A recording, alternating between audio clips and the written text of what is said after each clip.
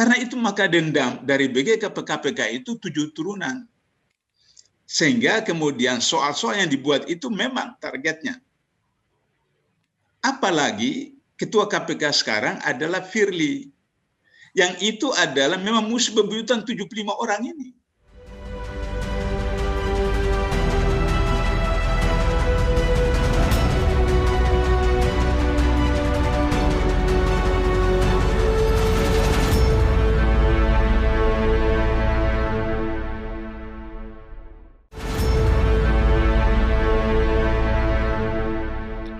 Assalamualaikum warahmatullahi wabarakatuh. Apa kabar Anda semua? Senang sekali saya Isnu Arif dari Forum News Network bisa kembali menjumpai Anda semua.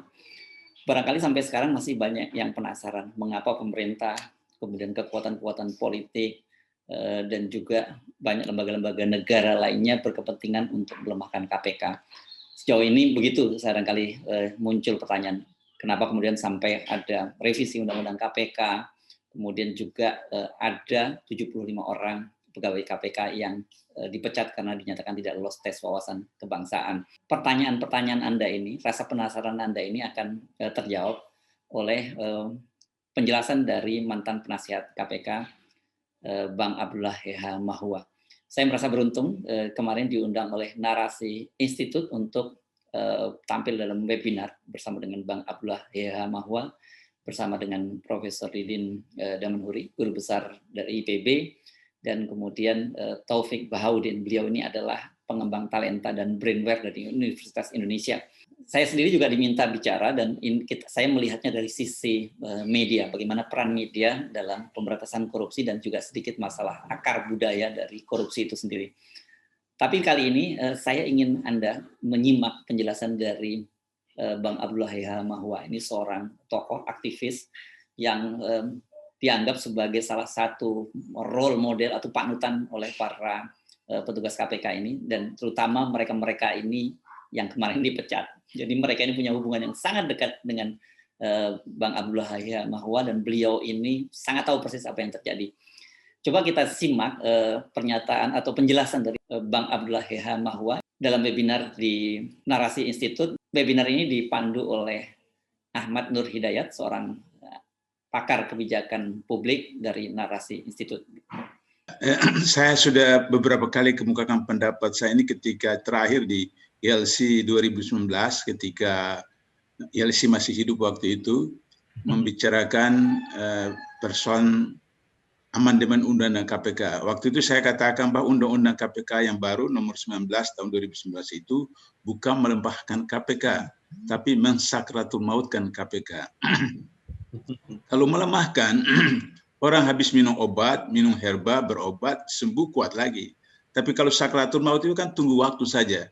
Mungkin 1 jam, mungkin sehari, mungkin sepekan, dan ini perhitungan saya 2 tahun. Kemudian menjelang innalillahi wa inna ilaihi rajiun buat KPK. Satu. Yang kedua, saya 8 tahun di KPK.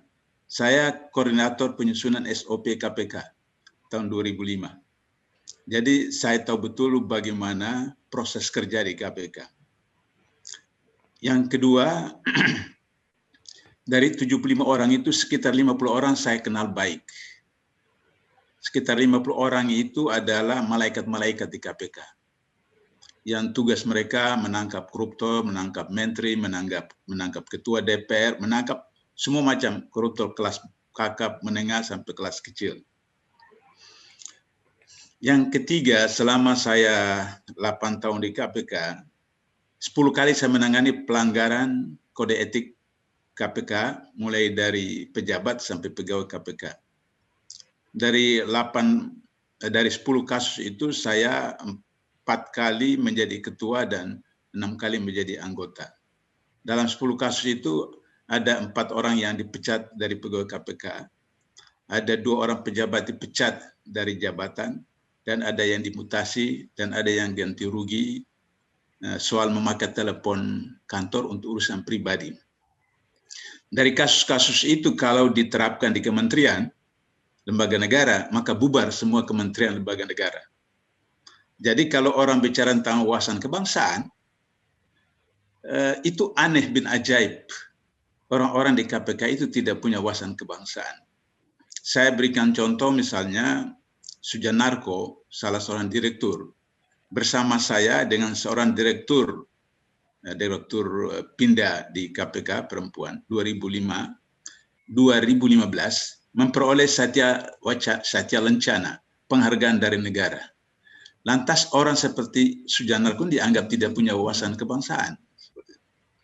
Atau misalnya seperti Sugiri yang direktur sosialisasi di KPK itu, beliau itu adalah pengajar wawasan kebangsaan di Limhanas, dan di Kementerian Pertahanan.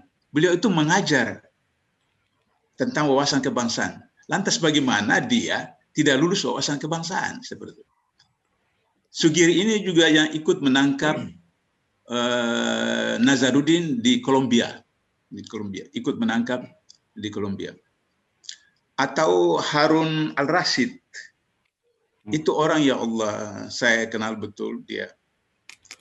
Dia itu tahu di mana posisi Harun Masiku sekarang.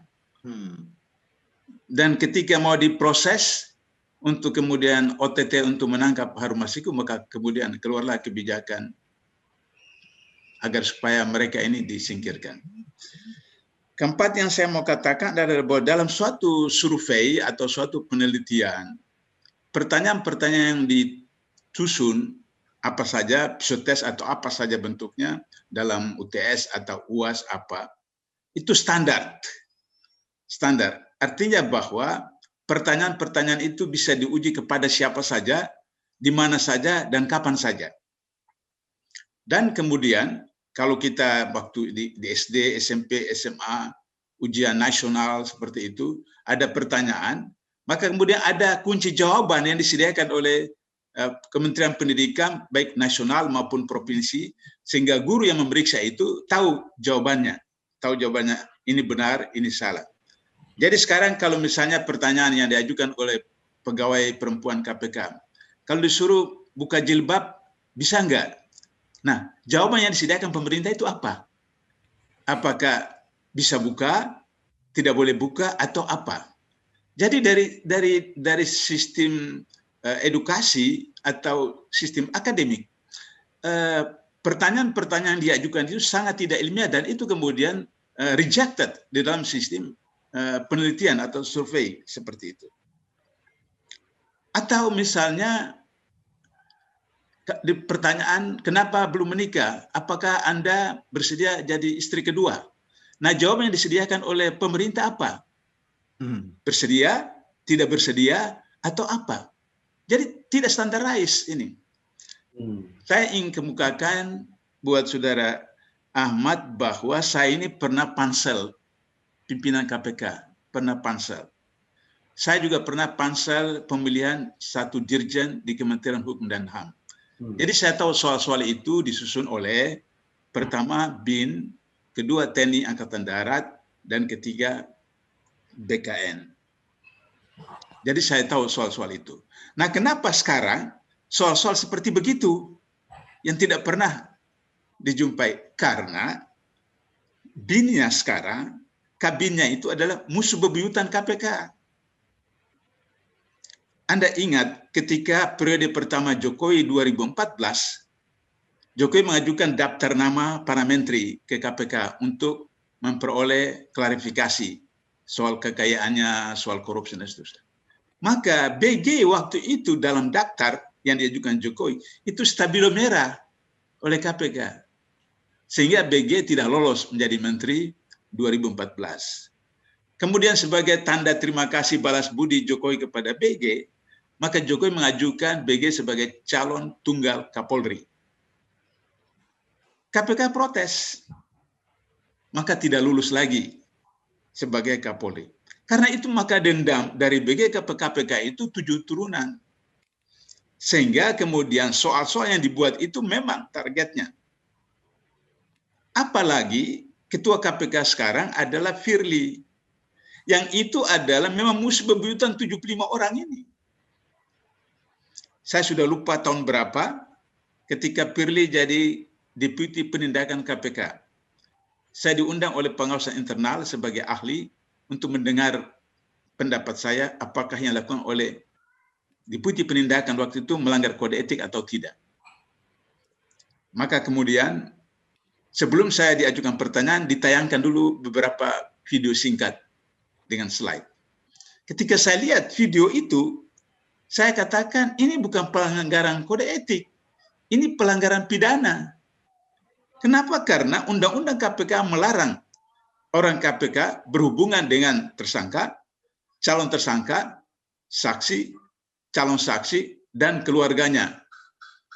Firly itu berangkulan beberapa kali, 2 kali, ingat saya 2 kali, dengan gubernur yang sedang diawasi oleh KPK. Jadi itu bukan pelanggaran kode etik, pelanggaran pidana. Maka kemudian diproses oleh Majelis Kode Etik KPK, waktu itu belum ada Dewan Pengawas, dan kemudian dijatuhkan hukuman bersalah. Sebelum dieksekusi oleh komisioner, Firly itu ditarik oleh instansinya menjadi Kapolda di Sumatera Selatan. Ketika seleksi pimpinan KPK 2 tahun lalu, maka Firly ikut sebagai Polda Sumatera Selatan. Dan kemudian sampai ke DPR. Ketika lolos sampai ke DPR, pimpinan KPK mengirim surat kepada DPR bahwa orang ini bermasalah di KPK supaya tidak dipilih. Ternyata semua anggota Komisi 3 DPR waktu itu memilih secara bulat, total, Firly sebagai ketua KPK. Question mark. Pertanyaannya adalah, kenapa bisa Firly sampai lolos begitu? Karena beliau mantan Deputi Penindakan KPK.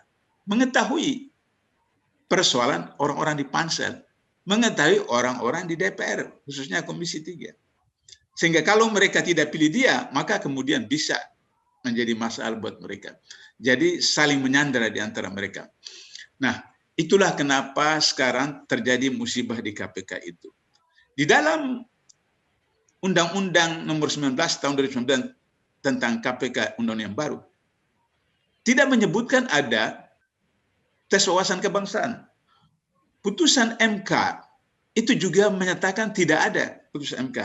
Putusan MK dan putusan kesepakatan antara Komisi 3 DPR dengan pemerintah ketika membahas RUU Undang-Undang KPK yang baru itu bahwa tidak boleh merugikan pegawai KPK dan tidak boleh mengurangi penghasilan yang mereka sudah peroleh. Itu kesepakatan DPR dengan pemerintah. Dan putusan MK juga menyatakan tidak ada tes wawasan kebangsaan dan tidak boleh ada pemecatan seperti itu.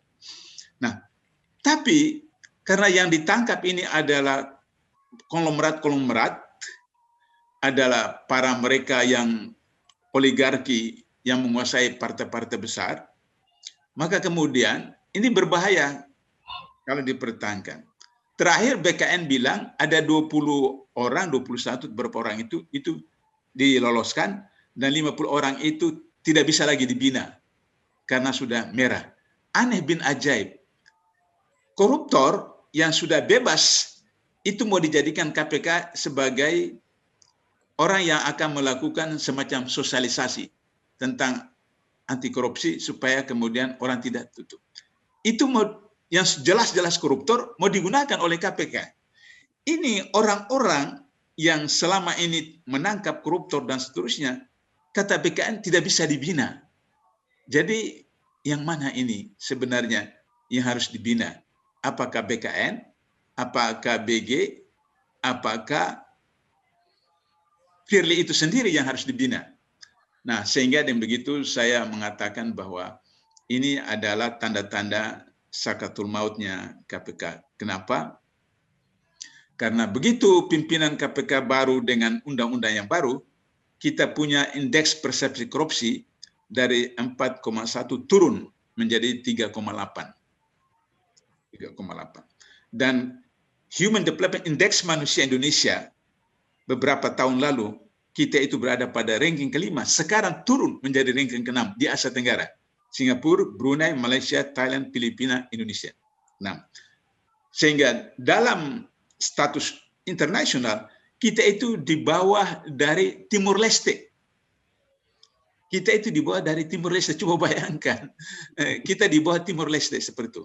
Karena akibat daripada amandemen Undang-Undang KPK seperti itu. Jadi oleh karena itu saya menyarankan agar supaya teman-teman yang ada mengalami musibah atau cobaan itu, pertama mereka melaporkan Firly ke Dewas, Dewan Pengawas, karena dia telah melanggar kode etik. Yang kedua, Firly bisa dilaporkan ke Deputi Penindakan atau Bidang Penindakan atau Kepolisian atau Kejaksaan, karena beliau melanggar pasal 3 Undang-Undang Tindak Pidana Korupsi yang mengatakan bahwa terjadi penyalahgunaan jabatan, kesempatan, karena untuk kepentingan sendiri yang merugikan keuangan negara dan seterusnya. Sebab dari 5 orang pimpinan, 3 orang itu tidak setuju pemecatan pegawai KPK ini. Hanya 2 orang. Berarti bahwa ini bukan putusan dalam Rapim. Saya 8 tahun biasa ikut dalam Rapim KPK. Kalau misalnya pimpinan mengatakan A, tapi kalau mayoritas pimpinan mengatakan B, maka kemudian tunduk kepada pendapat mayoritas B. Tapi ini Firly paksakan keinginannya seperti itu. Nah, yang ketiga, mereka bisa ajukan ke Petun, yaitu mengajukan BKN dalam proses maladministrasi perkara. Dan kemudian mereka bisa ke HAM karena Komnas HAM, dan itu sudah dilakukan karena pertanyaan-pertanyaan itu melecehkan beberapa pihak, khususnya persoalan keagamaan dan persoalan privasi, seperti mau jadi istri kedua atau tidak dan seterusnya seperti itu. Nah, itu beberapa saran saya untuk teman-teman yang di KPK. Terima kasih, Saudara Ahmad. Terima kasih Pak Abdullah Eha Mahwa, ya, sangat komprehensif sekali ya Bang. Saya ingin memperdalam yang Abang sampaikan tadi. Kalau seandainya endingnya adalah memang KPK kehilangan 75 pegawai yang Abang bilang tadi bersih dan kredibel, ternyata memang harus tidak diloloskan begitu, tidak bisa melakukan agenda pemberantasan korupsi. Pertanyaan saya ke Abang, kita punya optimisme nggak sih Bang dengan KPK yang sudah kehilangan 75 ini bisa menyelenggarakan agenda-agenda pemberantasan korupsi, Bang? Sebenarnya secara teoritis kalau misalnya 75 orang itu dibuang, bisa diganti dengan 75 orang lagi yang baik atau lebih baik, itu tidak ada persoalan. Karena masalahnya berada pada sistem.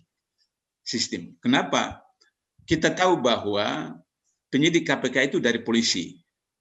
JPU KPK itu dari kejaksaan. Kita tahu selama ini persoalan polisi dan jaksa. Tapi begitu datang ke KPK, berubah 360 derajat mereka. Kenapa? Karena sistem yang diterapkan di KPK.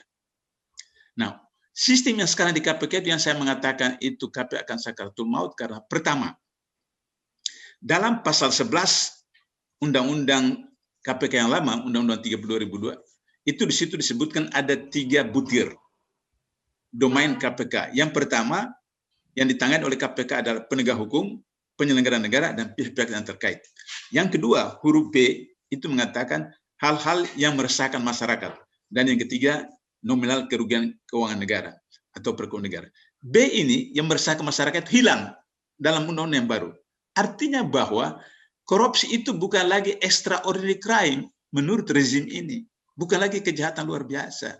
Jadi kalau ada yang meresahkan apa segala masyarakat segala macam, katakan misalnya soal haji yang meresahkan masyarakat, sudah puluhan tahun orang simpan sekian itu, tidak boleh ditangani oleh KPK. Padahal itu ya sesuatu yang meresahkan masyarakat. Nah, itu satu. Yang kedua, aneh bin ajaib. Komisioner KPK menurut undang-undang yang baru bukan penanggung jawab tertinggi KPK. Aneh bin ajaib enggak? Presiden itu, Jokowi itu bukan penanggung jawab tertinggi negara. Menurut undang-undang KPK ini. Menteri bukan penanggung jawab tertinggi di kementeriannya. Gubernur bukan penanggung jawab tertinggi di provinsinya. Menurut undang-undang KPK, 5 orang komisioner bukan penanggung jawab tertinggi KPK. Yang ketiga, komisioner KPK bukan penyidik dan penuntut umum. Jadi kalau bukan penyidik dan penuntut umum, terus siapa yang penyidik? Ya penyidik itu.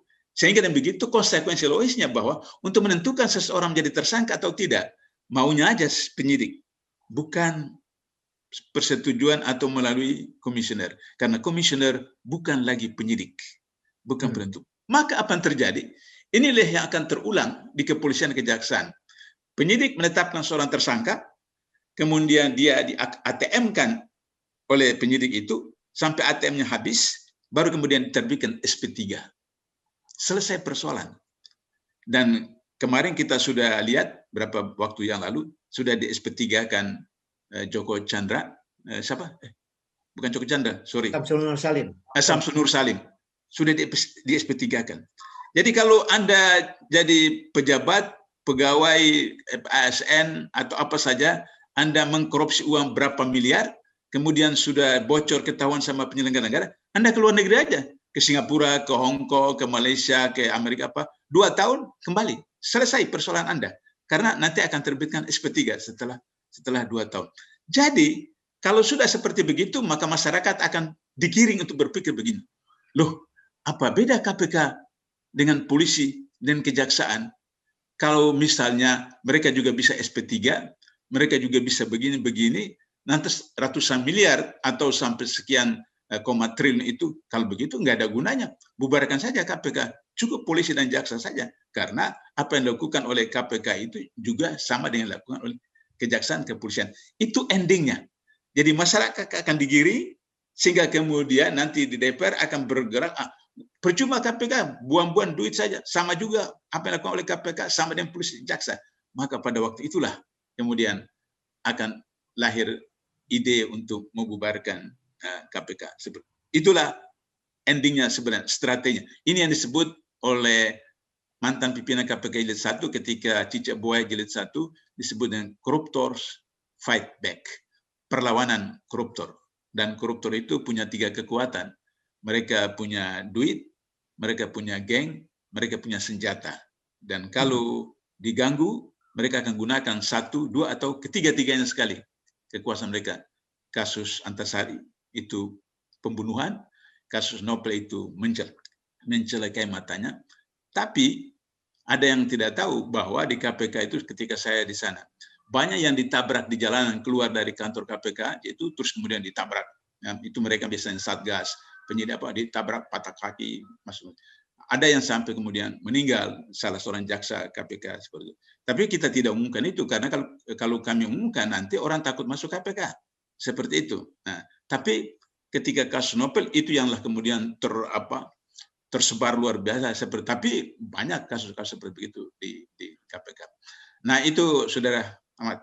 Banyak fakta baru yang menarik dari apa yang disampaikan oleh Bang Abdullah Yahya Mahua.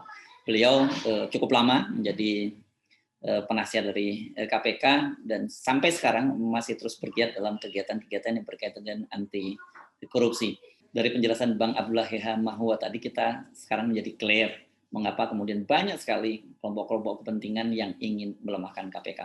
Alasannya jelas, inilah yang kita sering sebut sebagai koruptor fight back, atau para koruptor itu kembali menyerang, karena selama ini mereka merasa dirugikan oleh kiprah para pegawai KPK, terutama 75 orang yang tadi disebut oleh Bang Abdullah Yahya Mahua sebagai malaikat di KPK.